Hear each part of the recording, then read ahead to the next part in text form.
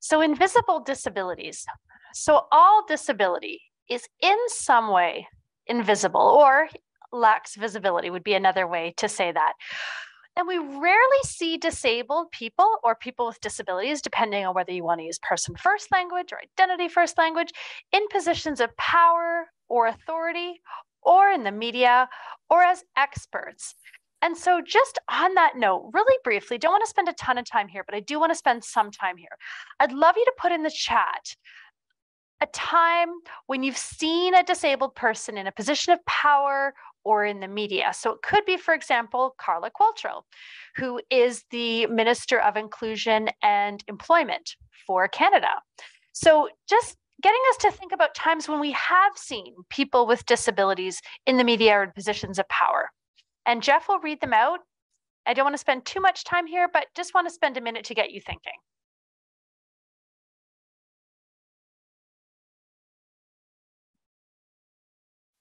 I can start with a fictional character. Excellent. We have Professor Xavier from the X-Men. Yes. I love X-Men. Nice one, Jeff. And I did hear a comment come in. Do you want to read that out? Yeah. So we have David Lepovsky. Did I pronounce that right? Yes, you did. Yes. Excellent. A senior counsel with MAG. Okay. Who else do we have? I think I saw something from Chanel. Did you see that, Jeff? Yes. Excellent. Chanel says that she has seen a lot of people speak on social media and becoming quite the influencers and advocates for others. Oh, yes. Mm-hmm. Quite a lot of that. Yes. And it's excellent. Yeah. That's okay. Yeah. And social media, you know, it's an interesting thing because so many people are able to sort of find their voice on social media. And yes, there's sometimes a tendency where people with disabilities are speaking out and sharing their experiences, and times too where folks without disabilities are sharing experiences on behalf of people with disabilities. That's great. Any last quick ones before we move on, Jeff? It doesn't seem so. Okay. No, wait. Oh, excellent. We have one. One more. Yes. David Onley, former Lieutenant Governor of Ontario. That's a great one, That's Barb. a good one. Yes. Yeah, absolutely. Okay, thank you so much for that, guys. So just to get to thinking, California Department of Social Services, who has a disability and was appointed as somebody in a position of power. Thank you so much for sharing. Oh, now it's coming in. Can you read that last one from Amanda, Jeff? Yeah, we have Montel Williams. Excellent. Great. Okay, so keep that in the back of your mind as we go through today. We'll stop the exercise for now, but I really just wanted you to get a flavor for what we're talking about. So some disabilities are invisible or non-visible, and this is an umbrella term. So it's kind of an all-encompassing or overarching term that encompasses physical, mental, or neurological conditions. They're not apparent when looking at someone. So that was just that next slide there, just kind of giving us some more context about what invisible disabilities are. So we'll go on to slide 7 if we could, Elizabeth. Just give you a minute there. So as we age, we often acquire disabilities, both visible, meaning you can see it, and invisible. Canada has an aging population. And we know that a quarter of the population already lives with a disability. But fun fact, did you know that for individuals over age 75 who are Canadian, 47% of those individuals live with a disability? So many Canadians will acquire a disability later in life associated with pain, flexibility, or mobility, or a loss of vision or hearing. So our next slide. There are more people with invisible disabilities than with visible disabilities. It is important to not make assumptions about people and what they can or cannot do. We should consider all types of disabilities when creating accessible and inclusive workplaces and environments. And that leads me nicely to introduce today's guest. So can we pop to that next slide, please? Thank you. So I'd love to start with Barb. So Barb Willett is the managing director of Goodfoot Delivery, a charity committed to supporting the long-term employability of the autistic and neurodivergent community. Barb has a proven track record as a senior executive in the nonprofit sector, with demonstrated experience providing effective leadership to the development and implementation of responsive programs and initiatives, establishing priorities and allocating resources in alignment with agency mission and values. Barb grounds her work in the social determinants of health, including the connection between employment and overall well-being. I'd like to now introduce Laura. So Laura Steas is a job development specialist with Goodfoot Delivery Services. With a person-centered approach, Laura supports neurodivergent individuals from the career team with their search for external job placements. Focusing on their established interests and passions, Laura matches job seekers to inclusive workplaces, providing job coaching support to both the employee and the employer to ensure a successful and a smooth placement for all. Laura has a background in behavioral sciences and has worked one-on-one with children and adults with disabilities in many different settings. So with that, I'd like to now turn it over to Barb and Laura for their presentation about Goodfoot Delivery Services and the work that they do. So I'm going to stop sharing my screen and I'm going to turn it over to Laura and Barb. Thank you very, very much. Pleasure to have you on. Well, thank you, Elizabeth and Elizabeth, for the invitation to join you. Laura and I are really excited to share a little bit about who we are and our experience in this area. So I just want to say that, by way of introduction, I'll tell you first of all a little bit about Goodfoot, and then we're going to talk about our experiences in particular around invisible disabilities. Goodfoot's a charity that runs a social enterprise. Our mission is to provide meaningful employment to the neurodivergent community, so those typically with invisible disabilities. And our work is really to build confidence, independence, and ultimately to enhance long-term employability.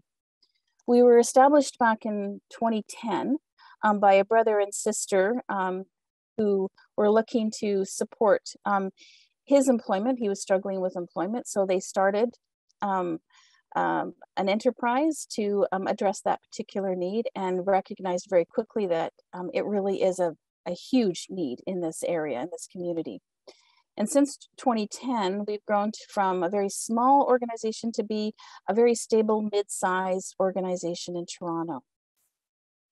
So we are a social enterprise, and so we do run a business, and that's how we provide employment. So we run a courier business, and that courier business, we're proud to say, is a very high quality, reliable, professional. We've got competitive pricing. We are proud to say we're environmentally friendly, for we have a low carbon footprint. Our couriers deliver their packages on foot and on transit, hence Goodfoot Delivery. And pre-COVID, back in 2019, we delivered 17,000 packages within the GTA within the year. I will say that COVID has, like almost every business and any organization, impacted us. And we are working to rebuild that delivery volume. It's taking long, and given the rate of inflation and the economic projection that was just released yesterday, I anticipate it will continue to take some effort and some time to fully rebuild and reach those levels again, but it's an area that we're working on. So we've run our courier business. I'm going to talk a little bit more about this piece around meaningful employment. We have hired since 2010 about 60 couriers over that period of time. Our courier team at any one point averages anywhere from 30 to 35 couriers, most of whom work part-time, in part due to their own interests and ability, and in part also due to demand for volume and our business.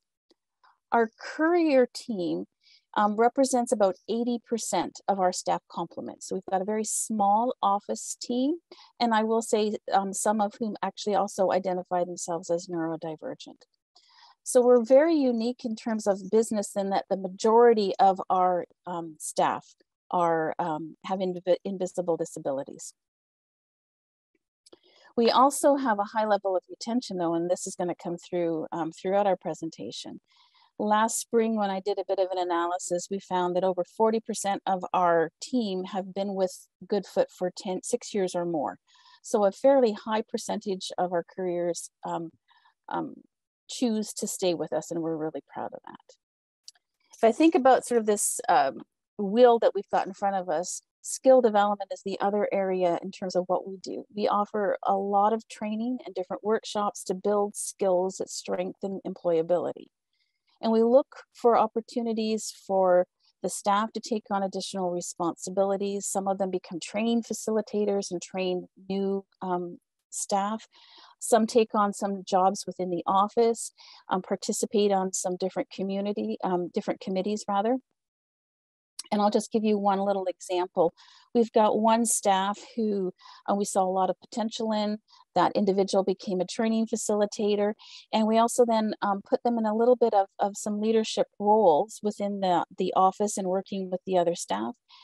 And she said that that helped her see that she actually had that potential because she didn't see any of those skills in herself. She could not see what we were able to see in her. So that gave her a huge amount of confidence and just helped her to consider her skills and abilities differently. And then the last piece I'll talk about is the workforce exposure.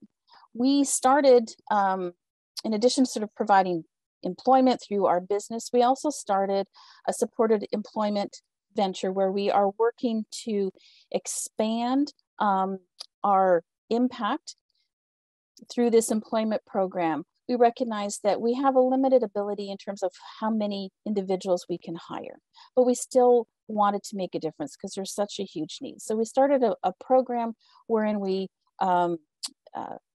bring in new participants and we do a lot of skill training, a lot of on-the-job work with them. And then ultimately we help them and link them to different opportunities outside of Goodfoot. So this is where this workforce exposure comes in. We partner with local businesses to provide additional learning, skill opportunities, exposure to different work environments. That's really important. So they do that through placements, through mentorship, and ultimately through employment opportunities. What I've got in the center of this circle is support. Support is really central to all of what we do. So we do provide a lot of on-the-job support, and Laura's going to talk a little bit about that later. And in addition to that, we also have a very robust social program. We know that sometimes it's difficult to build social skills, particularly social skills that are needed to be successful in the workplace.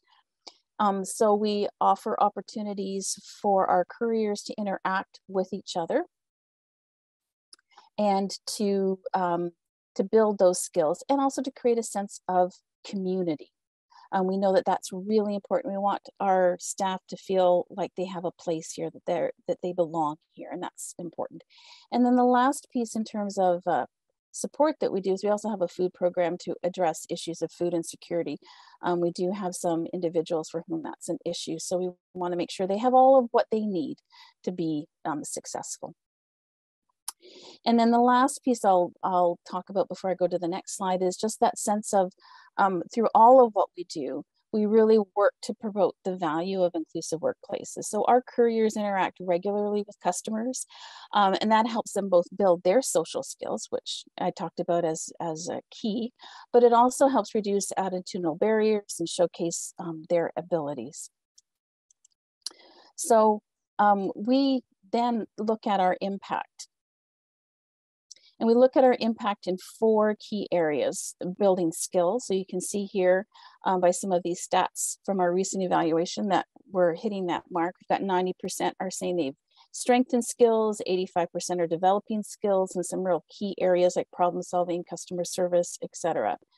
We also want to build confidence and independence. And again, based on our recent research, you can see that we're doing that.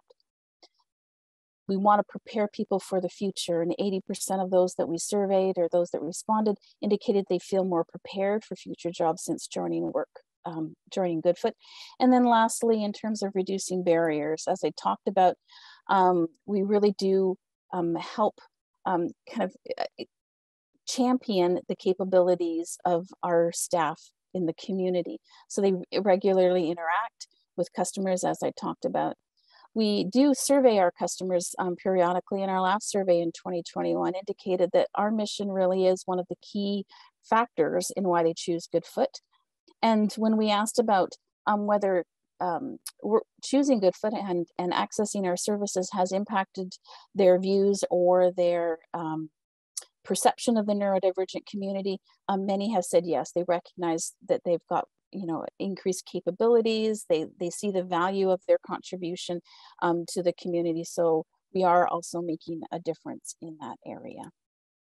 Okay, and at this point, I'm going to turn it over to Laura, who's going to talk a little bit about why hiring inclusively is important and its value. Thanks, Barb, and thank you everyone for attending today, and thank you for having me. I'm going to speak to the opportunity portion, essentially why hire inclusively.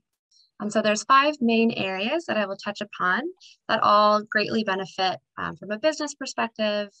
And the 5 main areas I will touch on are productivity and performance, the corporate culture, consumers, safety, and the cost of supports and accommodations. So for productivity and performance, through many different studies, businesses rate employees with disabilities as well as or higher than average on productivity levels. And with that as well, 89% of businesses rated employees with disabilities as well as or higher than average on contributing to their profit margins. Another big one is neurodivergent individuals are often very reliable and committed. They want to be at work. They want to show up. And they do rate higher than average in punctuality, attendance, and use less of their sick days than a neurotypical individual at work. And Barb touched upon retention. Retention is a major one, and many businesses across the board will say that they do have higher retention rates of individuals on their workplace that have disabilities. Some examples, the Marriott Hotel, they've reported a 6% turnover rate among people with disabilities versus a 52% turnover rate overall. Another example with Tim Hortons franchise that operates 6 stores within Toronto, including people with disabilities in all different levels of their workplace. They experience an employee turnover of 35% compared to the 75% of the industry average. There's many employable skills with neurodivergent individuals. They are often extremely resilient and have that adaptability. People with disabilities are often having to troubleshoot, look for solutions to accommodate themselves or themselves within a workplace. So the proactiveness is there and they have lots of experience working under pressure. And this really speaks to us at Goodfoot Delivery with couriers working independently on the road, delivering packages if customers aren't home or they need to know where the door's locked, they can't get in. There's so much troubleshooting, thinking on the spot, creative thinking and connection there. I touched upon this with retention, but neurodivergent individuals are wanting to be at work. They have a willingness to learn. They're passionate, especially if the job is the right fit, and they're motivated to be there. And attention to detail, honesty, and transparency about job satisfaction. There is a high rate of that amongst people with disabilities in the workplace. We'll move on to the impact on corporate culture. So many businesses do report that a diverse and inclusive workforce boosts morale overall. There's an enhanced connectedness amongst coworkers, and that includes management and upper level staff, and also a better rapport with customers and clients. Overall, the workplace morale is high, and just a general attitude within the workplace. The impact on consumers, there's a lot of consumer loyalty. So if you're hiring inclusively and you have a more diverse workforce, other businesses and consumers, they're going to be drawn to that with the like-minded values within the community. 92% of people perceive businesses that hired people with a disability more favorably than their competitors. And 87% of people prefer to give their business to companies that do hire inclusively. And I touched upon this within the productivity and performance, but individuals with a disability at work are highly versed in overcoming obstacles and being adaptable and innovating to get a job done. So with a Good Fit Delivery, we have many customer reviews that speak to those employable skills. So they speak highly of the flexibility, the creative troubleshooting, and the attention to detail that our couriers provide on the road when delivering their packages compared to other delivery services. And not only does a neurodiverse workplace bring new perspectives and new ideas, this creative approach can really support a business in coming up with new ideas, new solutions, and adapting to changes for consumers, offering new services, or just developing better customer service overall. Safety, I will quickly touch upon. It is a common misconception that someone who has a disability, who is autistic or an intellectual disability, increases the liability in a workplace, and that is actually false. So there is no higher risk than a typical workplace. In one study, they identified 98% of hires of people with a disability within the workplace rated average or better than average in work safety. And the last part I'll touch upon on why you should hire inclusively is cost, which is a big one. So often people are really hesitant that accommodations or supports are very costly. And again, that's another common misconception. I will speak to ourselves. So hiring inclusively through an organization or an employment program, such as the one at Good Fit Delivery, which we call In, Up, and Out, we offer supported employment. And for a business, that is a no-cost recruitment source. So myself, as a job development specialist, I am essentially a job coach. So I come on site, I can assist with interviewing, onboarding, job curving, making sure that the tasks are the right fit for the employee, and then of course benefits the employer as well. So it's essentially having a job coach and hiring through an employment program such as ours. It's like an additional bonus of having an extension of your HR team. In one study, so just to pertain to the monetary costs, they are quite minimal. 57% of businesses experience no cost at all when hiring someone with a disability, and 37% of employers had a one-time cost, which was less than $500. And I guess I will touch upon what I mentioned with the higher retention rate of those with disabilities in a workplace. That one-time cost or that minimal cost of a support, it doesn't seem to be as costly when we're thinking of the long-term benefits of having someone on your work team for longer than average. And there are already natural supports that exist in a workplace that you might not even be aware of. So creating a supportive workspace can be done at little to no cost. And some examples would be having flexible scheduling or flexible work hours, even carpooling or offering that option, having meeting minutes printed or having a screen reader, or simply just adjusting the height of tables where the printer is or work tools and equipment that is used. And social inclusion is a major one. And so work events and having social events is actually a form of a natural support as well. So that is all for the why hire inclusively. I am going to turn to our best practices. And this is what we have learned ourselves at Good Fit Delivery. And I'll touch upon 4 main areas. So within recruiting and interviewing, training and job shadowing, The third one, communication and clear feedback, and then reinforcement and continued support. So for recruiting and interviewing, we find that providing questions in advance is highly recommended, sharing them in writing and sending them well in advance so that the individual can prepare. Often interviews can be scary for some, and having the time to think out some answers will really be a benefit for all.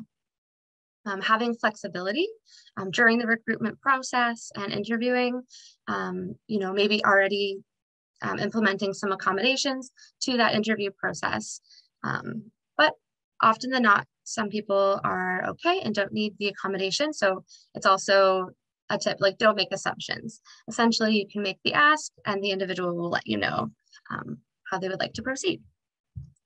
There's also, I think I mentioned earlier about job carving, and this is developing strategies or to customize job descriptions to make them truly the right fit for the individual. So from the lens of fully understanding an employee's strengths and assets, this is really helpful, especially when exploring the need for accommodations. And it's good to have that conversation kind of right off the bat. And there's a smooth transition into training and job shadowing. And we find at GoodFit that we have a pretty extensive training program where individuals, the trainees that are hired on, are matched with their peers. So training facilitators are couriers themselves that do our help with our training program, and they act as mentors to the new hire. So the mentoring and job shadowing, learning all the inside training and then going out on the job and doing the courier work while shadowing each other so that they're not alone right away and they can really get a feel for the position. Of course, having a hands-on learning opportunity like that is very beneficial to a neurodivergent or a neurotypical individual. Developing a training plan based on the individual's needs can also be really helpful.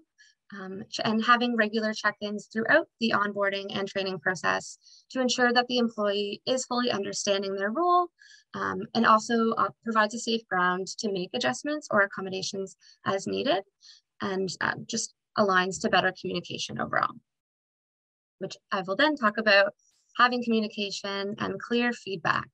This is crucial. Asking the individual how they best like to communicate is of great benefit. So like, under what conditions does the new employee do their best work? Or what are the most effective ways to communicate with them? Do they like to have a phone call, a text, or an email? Would they like something printed out? Or are they okay reading something on a screen? Keeping things simple, clear, and direct. You always want to use literal language, avoid jargon and excess language. That can just be a bit overstimulating. Just want to keep things simple and clear with instructions and directions. And again, even within an office setting or wherever it may be, having signage, clear labels, a step-by-step instructions with numbers or bullet points, and just including visuals can really go a long way. The final part I will touch upon for best practices is reinforcement and continued support.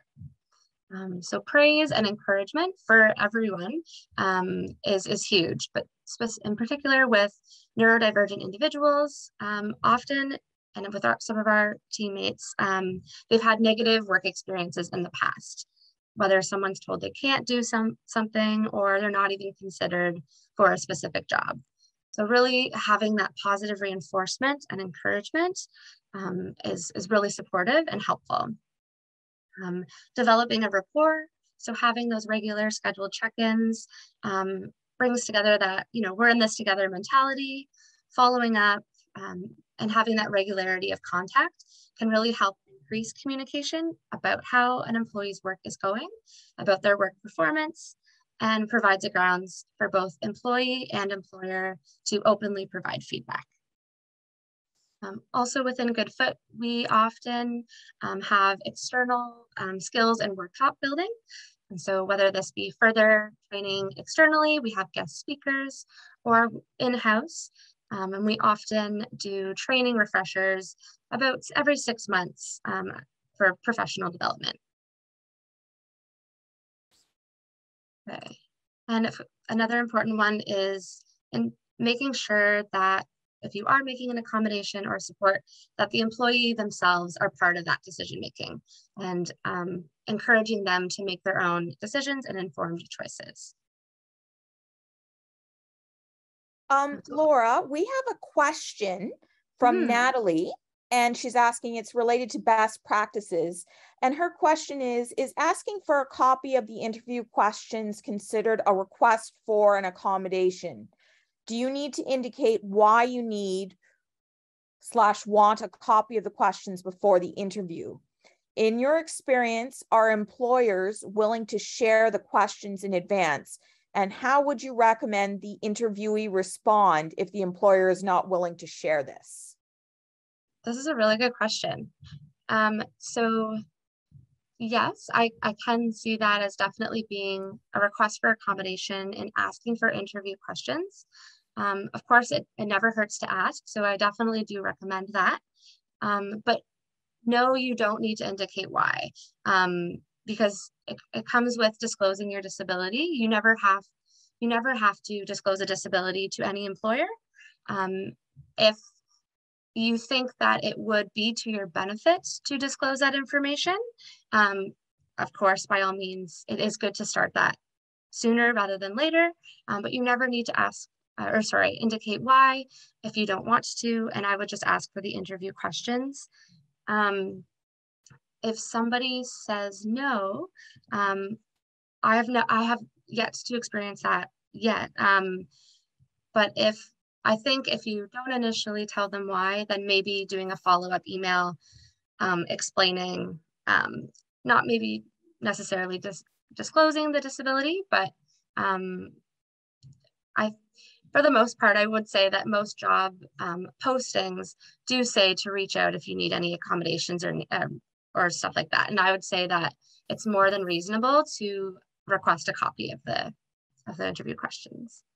Did that answer most of that? It did. And I think it brings up kind of another question that I had as well. And I don't know if Good Foot Delivery has run into this. I know sometimes with neurodivergent individuals, sometimes the standard interviewing format of, giving a verbal response to questions, for some individuals that can be more challenging than for others. Have you ever had in the past a request from a hiring candidate for an alternate kind of interviewing arrangement? Yes, that's also a really excellent question. And yes, so instead of just the back and forth Q&A that we're used to in an interview, having like a skills-based part of an interview is really beneficial, because that way the employer is seeing the skills right off the bat. And we do offer that with Good Foot, actually. We do a bit of a question and answer period, providing the questions in advance. And then we also do have a interactive skills-based portion where the interviewee is matched with one of our training facilitators, and they go out on the road together to showcase some of their skills. So great question. It's Barb here, if I could just add to that, because this is a really, I think, useful segue in terms of our conversation. In connecting with other individuals who work in similar kinds of settings, I understand that it is increasingly, although probably very slow, it's a trend where businesses are making some of those interview questions available in advance. So not just within working with individuals with invisible disabilities, etc., but rather just making it standard. So I think there's a bit of a movement towards that. It's as I said, I believe it still has a long way to go. And as Laura talked about, we do have sort of that two-stage process for our interviews. But to answer your question, Elizabeth, we, to the best of my knowledge, and I'm going to look to Laura to verify, but I don't believe that we've had anyone ask us for a completely alternative type of interview. We do work very hard to create a setting and a process that is as accommodating and as supportive as we can make it. Thank you for answering my question, Barb. That's and Laura, really, really great answer. And I think I would also just like Elizabeth Muller just to weigh in here as well, because it kind of goes back to Natalie's question as well. How, if you are a job seeker with a disability, how much information are you required to disclose to the employer about your disability? Yeah, I think that's a great question, Natalie and Elizabeth. You're never disclosing a diagnosis, a condition, a specific disability. Which you're disclosing is a need for accommodation. So I will give an example from my own experience. I would never say I have X eye condition. What I would say is, hi, Laura, I am appreciative that you've offered me the opportunity to come in for an interview with Goodfoot Delivery. I wanted to let you know that if there's any assessment or testing required as a part of that interview, I need a computer with a screen reader, or I need the ability to be able to bring my own laptop, which has a screen reader and a braille display built into it. The other thing that I will sometimes do in interviews is I will bring my technology with me and use it in the interview so people can see my accommodations at work. So it's very common in interviews to take notes. So I may bring my braille display and say, Laura, while we're chatting today, is it okay with you if I just jot down a few notes? And then inevitably throughout the interview, Laura will say, can I ask what that is you're using? And then I'll say, yeah, this is a braille display. Let me show you how it hooks up to my laptop, to my iPhone. So right there in the moment, you're demonstrating your accommodations, and then you might say something like, and that would be one of the tools, if I was offered a position here, that I would need to be successful here. The other piece that we've just started is we've created these sensory baskets. So we have baskets that have different items to address different sensory needs. So we've got some soft items, some, playful items. Oh, Laura, I'm at a bit of a blank right now, to be honest, so I might need you to describe them. But we know that it's often hard to sort of stay focused and concentrate, especially when you're anxious. So we're giving individuals an opportunity to have something in their hands, some tactile item that they can use to, deal with that anxiety and that fidgetness that often takes place, particularly in a one-to-one setting or a group setting or an interview, for example. Laura, I don't know if you wanted to add and describe those items a little bit more clearly than I did. No, that's great, Barb, and that's a really good point. Yeah, just exactly when someone's feeling anxious or, can help someone focus better if they just have something in their hand, and it's, you don't really need to ask why. You can just have the sensory bin available, maybe mention it in the beginning of the interview or the meeting or whatever the situation may be, and then that individual won't feel even increased anxiety about reaching into the bin to use that. But very good questions. That actually came perfect timing because that was the end of my portion of best practices. So if there's other questions, more than happy to answer them. But if not, I'll pass it back to Barb. Okay, so we wanted just to wrap up by talking about some challenges. Laura's done a great job of outlining the benefits, talked about some of our practices that we found to be helpful. But the reality is that there are some challenges, and so we want to be open about those. We've outlined 3 major areas that I'm going to just briefly touch on. So training. It takes more time, and it's much more intensive for us than if I were to compare what we put in place for onboarding than with other delivery services and training for careers. It typically takes a career with Goodfoot about 3 months before they're able to work independently. Now, keep in mind they're working part-time, so that stretches the time out for sure. If you put it in perspective, often a typical probationary period is about 3 months, but in our case, it's only about 3 months before they're actually able to demonstrate their ability to fulfill all aspects of their job independently. So we need to take that into account. Onboarding and training is also more effective when it's really tailored and incorporates as much as possible small group or one-to-one. So again, that's a bit of a challenge, and we need to keep that in mind when we're recruiting, when we're training.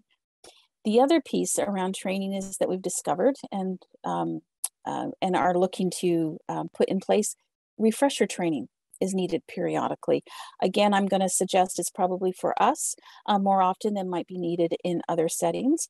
And again, if I compare ourselves to other delivery services, but we do need to provide refresher training on our practices, our processes, using technology, that sort of thing. So all of that's part of kind of the ongoing challenges for us around training. Performance management, yeah. And for us, there is a real delicate balance between being flexible and being accommodating and ensuring business needs are met. So how do we determine how much we can accommodate and how flexible we can be versus getting to the point where really this is just not a good fit for this individual. And that's a really hard point for us. And I'm going to suggest that we struggle with this one. We struggle with it a lot, partly because we are designed to provide meaningful employment. We want to be as welcoming and as supportive as we possibly can be, yet we also need to be able to fulfill the expectations of our customers. Without our customers, we don't have a business and we don't have employment. So that's a challenge. And there have been a lot of times when we've really wrestled with this issue. And as I said, I'm not going to say that we've always got it right, but it's an area that we're continuing to work on and trying to find that very delicate balance of, as I said, being flexible and accommodating, and yet ensuring that the business is successful. The other area around performance has to do with policies and procedures. Every organization has them. Laura talked a little bit about communication and how important it is to have simple information and really succinct, right? So that we don't have extraneous information in there. Well, policies and procedures, by fact of what they are, tend to be pretty heavy, and they tend to be text-based. So we strive to learn how best to share them, write them, convey them, introduce them, and having our staff really understand them and remember them. So again, we're learning. We do things like writing them up. We share them. We have a Google Drive that everyone has access to. We go over them in team meetings, individual meetings, at staff meetings. So we have ways in which we're trying to make sure we address that, but it is an ongoing challenge. I have to be honest about that. And then for us, another performance piece has to do with our own limited capability and our own limited capacity. Many of our careers benefit from one-on-one meetings and from some extra one-on-one job support. So someone to go out on the job and remind them about different policies and procedures in a proactive way and help them figure out how to problem solve and navigate very proactively and in the moment. That's the best way for them to learn. Bar none, absolutely. Yet that requires that we've got a lot of staff on hand that are able to go out and do that. And we have limited capacity in that area. So that's something that we're struggling with. The other area that I wanted just to touch base on is just growth. We really want to encourage the growth of our team. And it sounds easy, but it's also hard. We know that a supportive community environment is really critical, and we work really hard to create one. And I believe we've done that. And here's sort of the rub. We've created a place where staff feel like they belong, they feel valued, and then by default, it often makes it really difficult for them to want to leave and to go on and look for other opportunities. For many, as Laura talked about, it's the first time in which they've had a job in which they feel valued and supported. So gosh, why would they want to leave, right? The other reality is that change is very hard for this population. And so change can be intimidating, it can make them nervous, and they're not sure how they're going to be treated elsewhere. So even within our employment program, where our goal is to help them move on to work outside of Goodfoot, this is a challenge that we do face. And then the other last piece around growth is really thinking about fields of interests versus gaining skills and experience. All of us have an idea of what we'd like to do with a career. and our team is of the same. Many of them have areas of interest. And so as we're looking to find them placements and mentorships and employment opportunities outside of Goodfoot, we need to balance what they're interested in doing with the opportunities that we have on hand. We are not an employment agency, so our ability to connect them, I'm going to say, is limited. We do our best to try and find that balance between opportunities to build skills, to work towards that goal, to experience different environments, because those are all important, and trying to find a place where someone is really interested in and clearly fits their ideal of what they would like to be doing. So that sort of summarizes some of our challenges. I recognize that challenges is, I'm going to say, not necessarily the best way to wrap up this conversation, because I don't want to end with a sense of feeling overwhelmed and the negatives, if you will. This work is not easy, but it's also not as hard as we often think it's going to be, even all of those challenges aside. If you were to talk to our office staff, and because we're often asked, what do we enjoy most about working at Goodfoot? I can guarantee you, bar none, the answer that you are going to first hear is that it's our courier team. They love working with the courier team. So even with the challenges, this is where we find incredible satisfaction and reward. And we see the concrete benefits. We see their commitment, their motivation, their passion, the impact on our customers. And we have incredible satisfaction when we see their growth and their independence and their confidence kind of just blooming. And I thought, I know we're running out of time, but I just wanted to close with a couple of comments that really summarize why we're here to do this work. I've got a couple of sort of comments and testimonials from some of our courier teams. So just to quote, we've got one member who says, I've gained a lot of independence at Goodfoot through learning how to manage orders and carry deliveries. Being independent on the TTC has also been a huge accomplishment for me. And another one has said, with my communication skills, I'm able to talk to more people than I'm used to, because in the past I've had difficulty talking to strangers and just interacting with people in general. That has helped me more than I expected. And then we also interact a lot with the family members of our couriers, and we've had some very positive feedback from them. For example, he's so grateful to have a job where he's respected and valued. And out of this gratitude comes a sense of wanting to work hard for the company.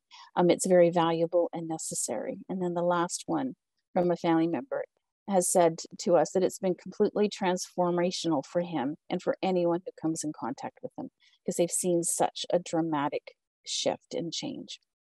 So with that, I will wrap up and turn it over to any other questions, comments. I think maybe some of the questions that I had, you actually covered. So, maybe I'll just kind of ask you to reflect a little bit on, why do you believe in supporting your employees to move on and away from Goodfoot delivery? I'll start with that, and maybe Laura, if you want to add anything. Elizabeth, we just see so much potential with them.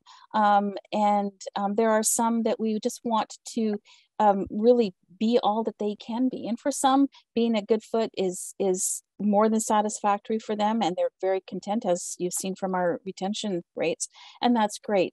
But for others, we want to give them opportunities.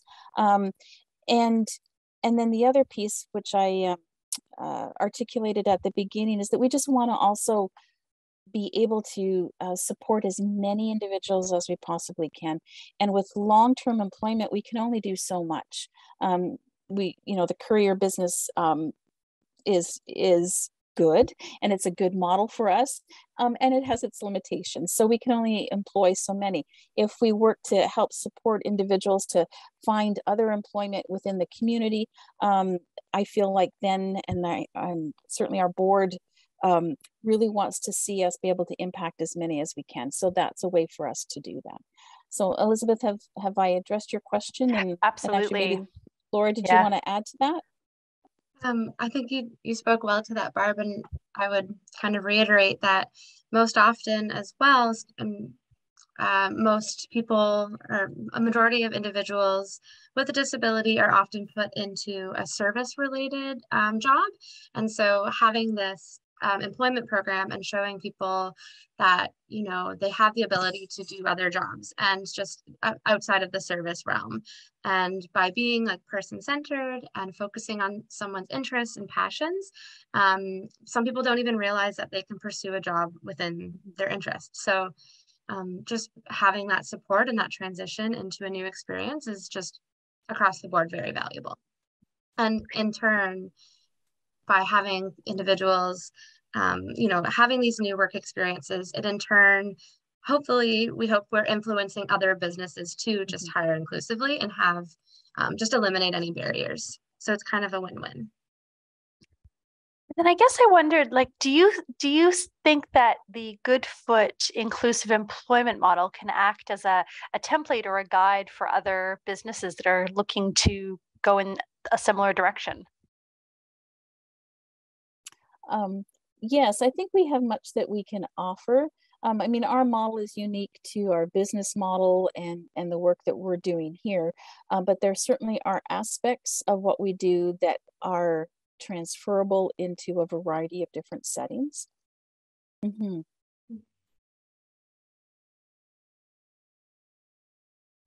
I'm going to ask Barb and Laura, because we're coming near to the end of our time. Do you have any final words of wisdom for employers that are looking to hire inclusively and be inclusive employers? I guess my last word would just be an encouragement to become inclusive, to do what you can do, even if it's a small step. There's lots of support that's available. Gosh, there's lots of tools and resources to help organizations get started and to really think about this. And the benefits, even in small steps, can be very rewarding throughout, I'm going to say, the entire organization.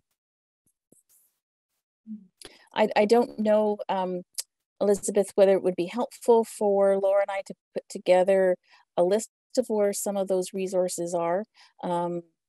For example, Ready, Willing, and Able has huge, they've got a new website with lots of resources, but we'd be happy to put together a list if that would be helpful. That would be excellent, Barb, and we'll share it out with our email kind of information blast to all of the participants in today's webinar. With that, we're going to wrap up, and I would like to thank our wonderful guest speakers, Barb Willett and Laura Steos from Goodfoot Delivery. Thank you so much for a wonderful and engaging, honest conversation. And we'd like to thank our wonderful ASL interpreters from the Toronto Sign Language Interpreter Service, Brooke and Emily. Thank you so much.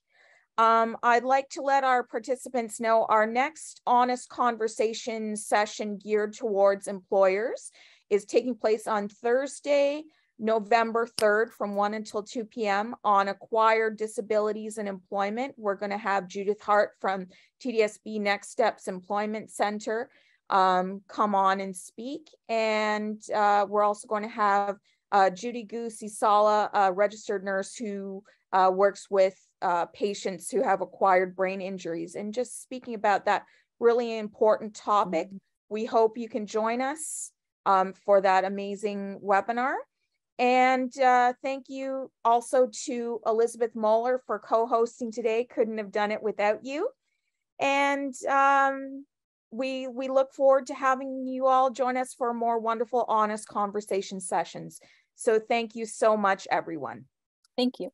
Have a great afternoon. To everyone.